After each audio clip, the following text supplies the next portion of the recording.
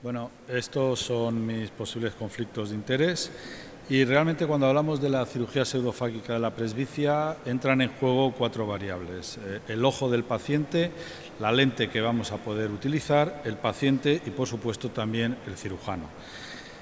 Cuando hablamos del ojo, yo creo que todos asociamos paciente premium, ojo premium. Es decir, no podemos tener un ojo que tenga problemas en la superficie ocular, en la pupila, en el cristalino, etcétera.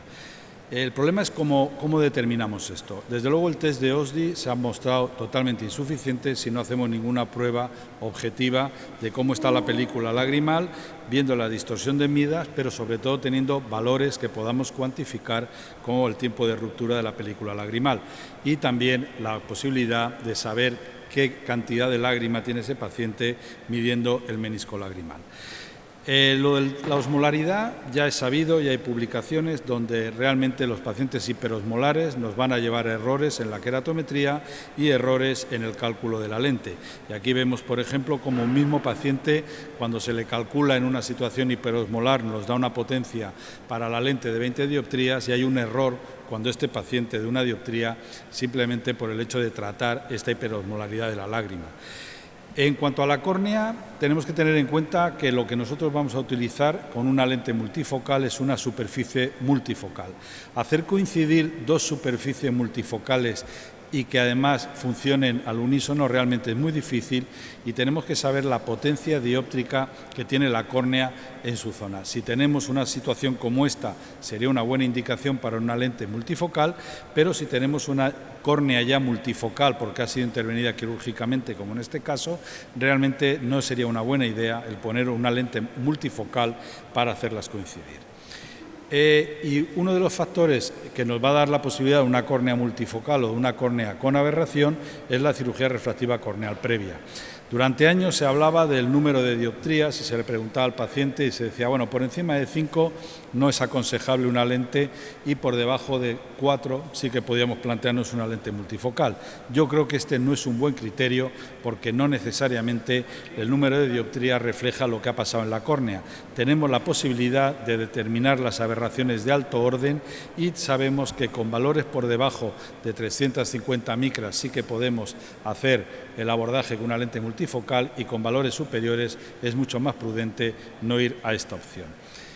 El siguiente parámetro es la pupila. Durante también tiempo se hablaba del ángulo capa, que es la distancia del centro de la pupila al vértex, y realmente se decía que con distancias de más de 0,4 había problema y la distancia normal sería 0,2. Esto realmente está cuestionado. Aquí hay una publicación del doctor Fernández donde realmente se cuestiona si esto es así y donde muestra que hay casos con ángulos capa muy superiores, con distancias superiores que no presentan ninguna sintomatología. Posiblemente es más adecuado utilizar lo que sería el ángulo alfa para poder determinar esto. Todas estas pruebas que estamos viendo nos da la sensación de que tendríamos que hacer una cantidad de exploraciones que nos enlentecería. Sin embargo, el Pentacana LX en una sola pantalla nos permite saber cómo está la curvatura corneal, cómo está la influencia que puede hacer la superficie posterior si ha sido modificada, nos puede dar el número de aberraciones tanto de alto orden como de aberraciones esféricas para saber cuál es la situación y nos puede dar si tenemos la probabilidad de ectasia o de una distrofia que nos puede pasar desapercibida y valores si queremos utilizar fórmulas más sofisticadas de cámara anterior y de ángulo de la cámara. Realmente esto es para ver que de un vistazo podemos tratar todo. ¿Es importante utilizar la biomecánica corneal? Bueno, pues si uno tiene la posibilidad, por supuesto que sí. La posibilidad de evaluar conjuntamente la tomografía y la biomecánica nos va a poder dar que con un TBI anormal tenemos un riesgo de sorpresa refractiva porque no sabemos cómo se va a comportar esa cúpula corneal cuando hagamos las incisiones y con un TBI normal podemos ir con un criterio de indicación. El segundo parámetro era las lentes intraoculares. Tenemos una cantidad de lentes intraoculares ahora mismo para poder elegir, pero realmente no todas son iguales y tenemos que ser capaces de, en función del paciente que sea, poder determinar qué distancia de cerca nos conviene más y qué distancia intermedia nos conviene más. Y aquí influye hasta la talla del paciente, hasta qué tipo de actividades son las que él realmente va a pedir la demanda. Tenemos que conocer, por supuesto, cuáles son nuestras propias curvas de desenfoque con cada lente para saber cuál es el rendimiento, y esto nos va a llevar directamente a la tercera variable, que es el paciente. Realmente no es lo mismo un paciente de menos de 60 años que de más de 60 años, pero tampoco es lo mismo un paciente hemétrope que un paciente que tiene un defecto de refracción. El peor escenario es el paciente hemétrope, porque ese siempre vamos a perder cuando nosotros comparemos la visión lejana, utilicemos la lente que utilicemos. Y luego un parámetro importante, que es que la cirugía de la catarata no es lo mismo que la cirugía de la presbicia, pero ambas son refractivas. Tenemos que tener cuestionarios que el paciente nos permita reconocer cuál es la situación previa, pero también reconocer qué es lo que ha conseguido después, y hay que tener en cuenta a la hora de valorar al cirujano que el no conseguir la hemetropía es quizá lo que más nos va a llevar a una causa de insatisfacción. Un desenfoque afecta a la calidad visual mucho más que las aberraciones de alto orden, y las lentes trifocales son las más demandantes en este sentido. Y aquí entrará lo que luego comentará el doctor Fernández, de los cálculos de lentes y los cálculos de las constantes ajustadas de la lente.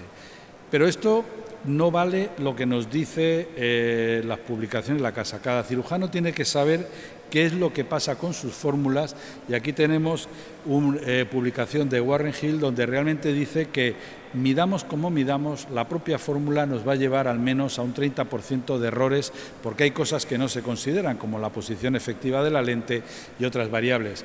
Y esto me gusta presentarlo porque es una comunicación del doctor Espaillat, donde él, trabajando con sus fórmulas, pasa de conseguir una hemetropía en el 80% de los casos a mejorar estos resultados única y exclusivamente cambiando las fórmulas que ocupa. Y para finalizar, en toda esta alineación de planetas que tenemos que hacer, quiero hacer un comentario que es quizá una reflexión personal, es si algo está cambiando ahora mismo en la cirugía de la presbicia, y es que el paciente ya está siendo un paciente informado, ya ha oído hablar mucho de las lentes multifocales y además ya ha oído hablar del concepto de visión funcional. No todos los ojos ni todos los pacientes cumplen los requisitos, y además han aparecido nuevas lentes que no son lentes trifocales y que nos están aportando un abordaje diferente a estas características. Y aquí, si nosotros vemos lo que pasa con las lentes EDOF y con las lentes monofocales avanzadas, por llamarlas de alguna manera, pues vemos que nos dan una curva de desenfoque que puede ser una curva más confortable para el paciente que la que nos pueda dar una lente trifocal. Y en este sentido tenemos que a lo mejor empezar a hablar de que la independencia total de gafas no es lo mismo que la no dependencia total de gafa. El paciente a veces no quiere no tener una gafa, lo que quiere es tener la sensación de que no depende para todo de ella. Con lo cual es muy importante la calidad visual, valorando la sensibilidad al contraste y los fenómenos de disfotopsia, que en estas lentes están reducidos frente a las trifocales. Y al final, una frase que surgió en un chat del doctor Eduardo Viteri, pero yo creo que es verdad que resume mucho de lo que hablamos. Al final el paciente tiene que tener la sensación de que gana más de lo que pierde, porque algo pierde seguro en la cirugía de la presbicia. Entonces, tenemos que ser capaces de identificar qué paciente va a tener esta sensación al finalizar. Muchas gracias.